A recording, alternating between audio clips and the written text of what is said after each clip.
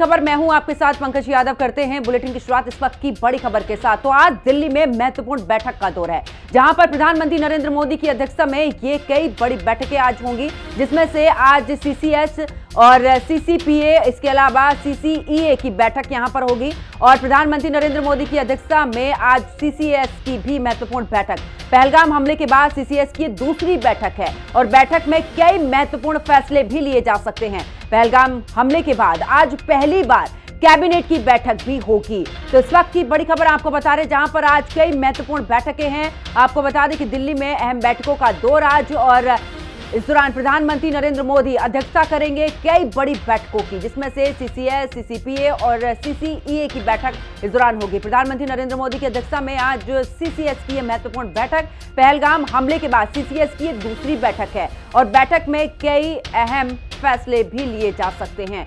और ज्यादा जानकारी के लिए हमारी सहयोगी समीक्षा हमारे साथ में जुड़ चुकी हैं।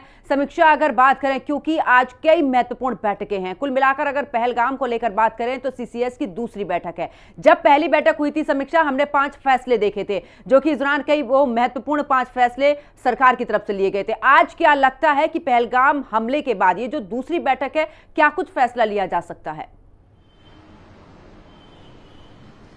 देखिए, सीसीएस की सबसे पहली बैठक 23 अप्रैल को हुई थी, यानी कि पहलगाम हमले के अगले ही दिन बैठक की गई थी, जिसमें 5 बड़े जो फैसले हैं भारत सरकार की तरफ से लिए गए थे।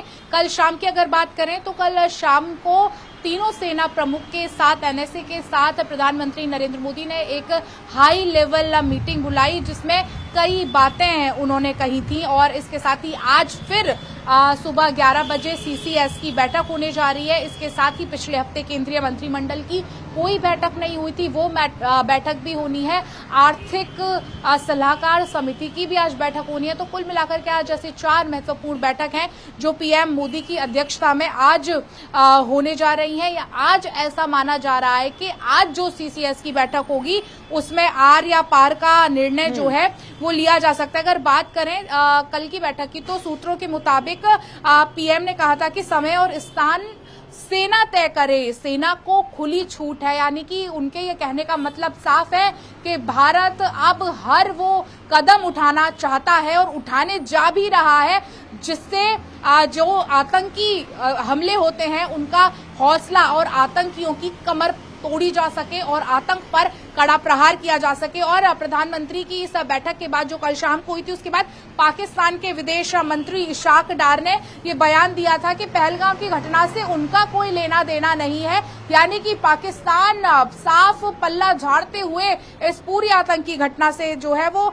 दिखा। यानी कि पाकिस्तान अब जो है काफी डरा हुआ दिख रहा है, क्योंकि ये जो बयान किसी विदेश के प्रधानमंत्री जब इस तरह का बयान या इस तरह की बात कहते हैं कि सेना को खुली छूट है, समय और स्थान सेना तय करे, यानी कि अब कुछ बड़ा होने जा रहा है भारत में, जो आतंक पर एक कड़ा प्रहार होगा। बिल्कुल समीक्षा, और जब इससे पहले भी देखा था, पहलगाम हमला हुआ था, उस दौरान जब स्ट्राइक हुई थी, कुछ इसी तरीके का फैसला लिया गया था सेना को लेकर। लेकिन इस बार बिल्कुल सबकी निगाहें हैं समीक्षा कि आखिरकार 5 महत्वपूर्ण फैसले पहली बैठक में ले लिए गए हैं। बीते दिन जब बैठक हुई है तो ये भी कह दिया गया है कि सेना अब देखेगी। दूसरी तरफ पाकिस्तान पूरे तरीके से बौखलाया हुआ है, क्योंकि पाकिस्तान लगातार कह रहा है कि भारत युद्ध के लिए तैयार है और इसी वजह से युद्ध अभ्यास भी कर रहा है, लेकिन पाकिस्तान भी पीछे नहीं है। कुल मिलाकर अब देखना है कि समीक्षा, ये जो आज महत्वपूर्ण बैठक होगी, इसमें क्या वो रणनीति बनकर निकलकर सामने आएगी कि आखिरकार भारत की तरफ से अगला कौन सा ऐसा फैसला होगा जो कि पाकिस्तान को हिलाकर रख देगा। देखिए, पाकिस्तान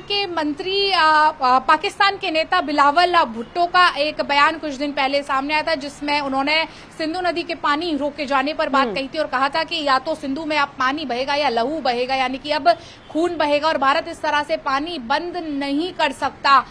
तो ऐसे में पाकिस्तान लगातार अजीबोगरीब बयान देते हुए सामने आ रहा है। लेकिन फिलहाल भारत ने पूरी नकेल कसने की इन आतंकियों पर ठान ली है। और जल्दी देखिए, सर्जिकल स्ट्राइक, एयर स्ट्राइक अब बहुत छोटी चीज है। सर्जिकल स्ट्राइक क्या आपने जाकर के कहीं 200 जगह पाकिस्तान में बम गिरा दिए, लेकिन अब आतंक को नेस्तनाबूद करने की, यानी कि आतंक को जड़ से मिटाने की तैयारी भारत सरकार ने कर ली है। बिल्कुल, बहुत बहुत शुक्रिया समीक्षा, हमारे साथ जुड़ने के लिए, तमाम जानकारी साझा करने के लिए। खबरों में आगे बात करते